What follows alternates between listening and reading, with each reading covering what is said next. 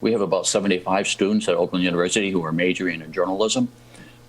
In every class, every section of every class, and one of the courses that I teach is media ethics. When I tell people that I teach ethics, and tell me that must be a really short class because everybody knows that the media have no ethics. But these are topics that we talk about in every section about facts matter. That it's our job as journalists to try to find the truth. The best obtainable version of the truth is the quote that Bob Woodward and Carl Bernstein always used to use. I really like that quote because I think that shows that there's the more people you talk to, the closer you can get to the truth. But sometimes it's impossible to find truth, so we look for facts that we can verify. We report these facts only if we have multiple sources who say that that's true. That's, I think, the only way to restore the faith in the news media that seems to be so lacking, particularly now on the part of President Trump's followers. Complicating this, of course, is that in today's world, we disagree on basic facts. I like to talk to my students about some of the basic news stories that, such as climate change. Despite the fact that 97% of environmental scientists say that climate change is happening, that it's a threat to the future of the planet, and that it's caused by humans, you know, I know that there's a significant portion of the country and the population of the world that believes that climate change is fabricated, that it's a hoax.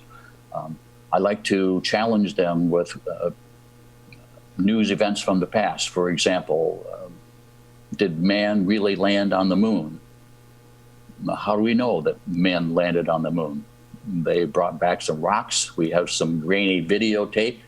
But if you do a Google search on moon landing conspiracy theories, you will find that there's a lot of people out there who think that the whole thing was faked, done on a Hollywood soundstage somewhere.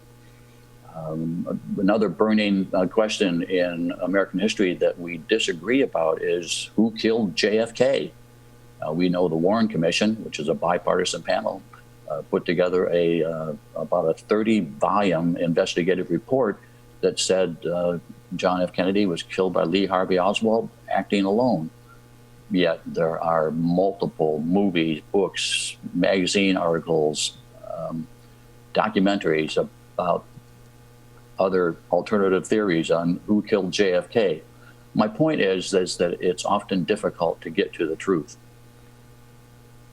The way to get to the truth is to use multiple sources, to talk to as many people as possible. And that's what we emphasize with our students. Even then,